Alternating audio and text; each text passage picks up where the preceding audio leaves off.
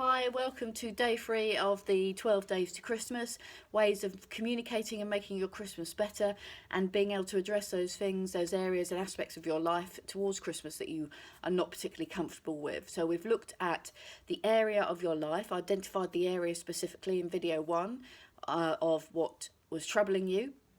And the next video we looked at the emotion that is associated with it and taking yourself away from that emotion for a period of time. We talked about 90 seconds of the flow of the emotion through your body, and then after 90 seconds you can get control of that a little bit more and walk away and then not come back with it an emotional conversation, more of a logical conversation. And then today we're going to look about loneliness and how you feel if you're not in control. For example, if you are divorced and you don't have your children at the weekend, or if you are having to share your weekend I said there, sorry, at Christmas period, and if you're having to share your time with people that you don't particularly like.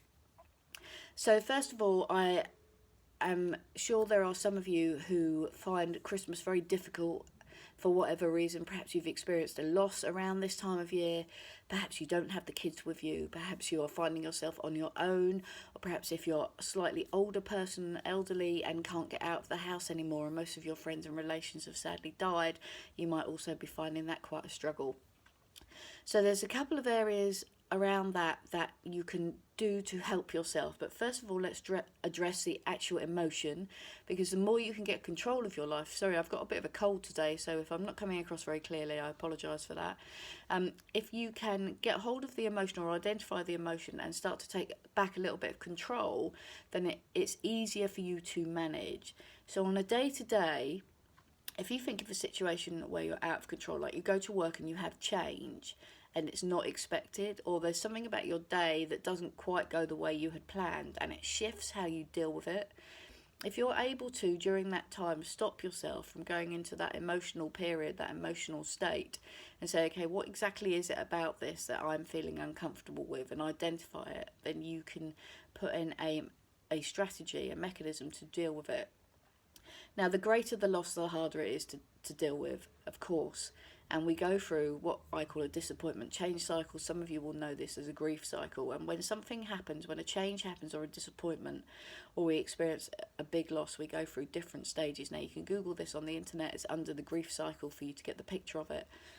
But what happens is you go into shock denial, then you start to go through a very angry shock denial, then you go into a depression, sadness period, then you go into an anger and period, and then you go into a bargaining period and come out the other side. Bargaining might be before that, sorry if I've got that slightly in the wrong order, but they are the emotions that you go through. And what happens is once you get to the acceptance, you can move your life forward. But there is no rush to go through any of these periods, any of these stages of your life. And the great thing about human beings is that we always go back to an emotion. So we might look at this and go, yeah, actually, I've got through the sadness and I'm coming out the other side now and I'm very angry about this, or I'm bargaining around this, and actually we're still in the sadness and depression stage because we haven't moved our lives forward. We're just fluctuating and getting angry and then going back to the sadness, and there's nothing wrong with those feelings. And sometimes I think as human beings we're told, to get on with it, stiff upper lip, move forward. I remember having a conversation with a friend of mine who'd had a very painful loss, had lost her mum, and was always saying, yeah, but it'll be okay. It's okay. I've got to move forward. I've had a lovely time, and yes, that's marvelous, and you can appreciate the time that you've had with the person that you've lost and the person that you love. But there is also nothing wrong with feeling that emotion and recognizing it, because if you can recognize the emotion, then it's a lot easier to be with it. I hope that makes sense. If I know that I'm angry, and I can logically think, I'm angry, what is it that's making me so angry about this? Then yes, I can relate to it, and I can maybe change my thought process around that once I've settled down.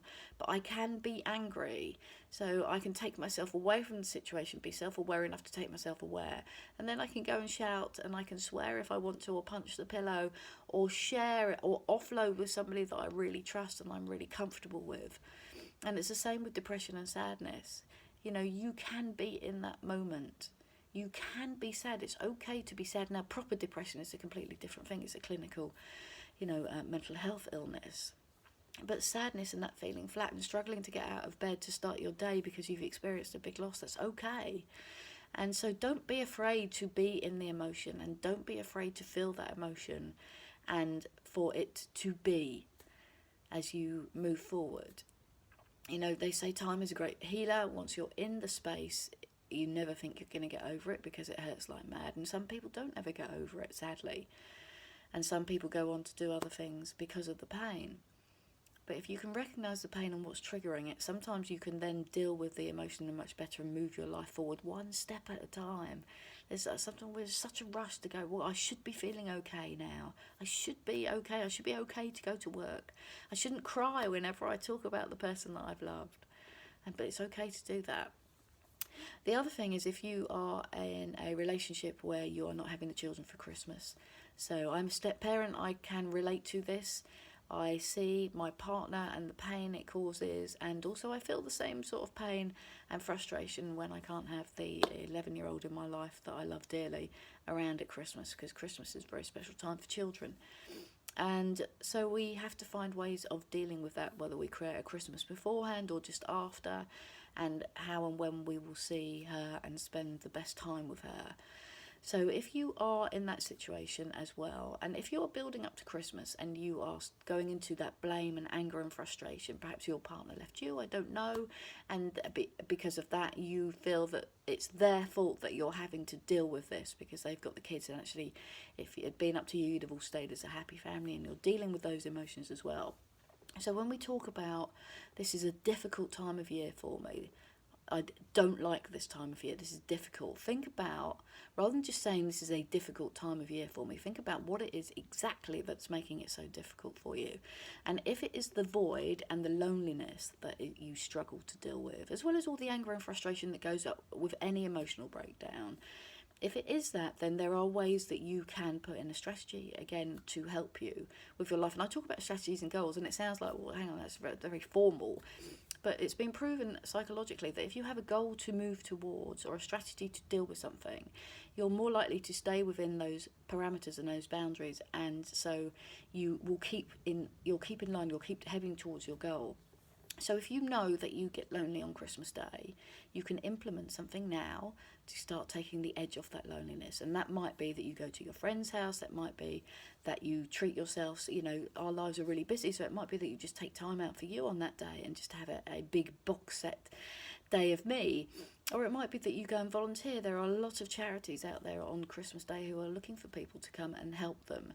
Now, if you are elderly and you can't get out as much, or you know somebody that is old and they can't get out as much, then there's something called Charity at Christmas and community charities at Christmas, and they have a lot of events going on across the country, specifically on Christmas Day, where they arrange for the transport. They rely on volunteers, and then they do lunch, so you would be able to get out of the house and have lunch and have some company on that day. Now, none of this, as I've said in everything before, is going to be easy. It takes time. It takes self-awareness to say, okay, what is it that's actually causing me the pain and the problem?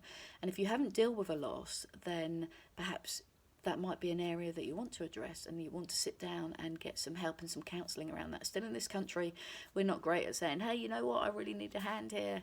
I'm on burnout, I'm suffering from depression, I've got PTSD, or, you know, I'm not dealing very well with the loss of the person from however many years ago, or if it's recent.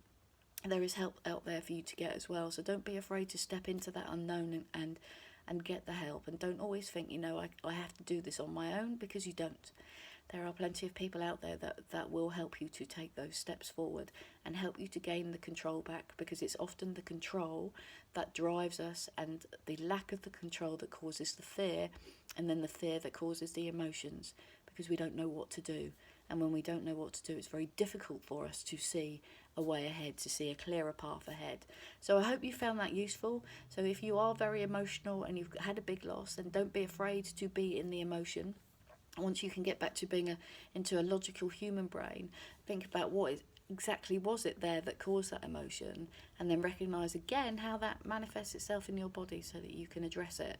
And once you've identified the main area that's causing that concern, then you can start to put in a strategy and find a way forward. So I look forward to speaking to you in the next video, series 4, and we will look at ways of talking to people and having honest conversations without going into a blaming mode or making them feel uncomfortable. Okay, I look forward to speaking to you soon. Have a great day, whatever you're doing, and please, again, just let me know if there's any specific area that you would like me to cover. Take care, have a great day.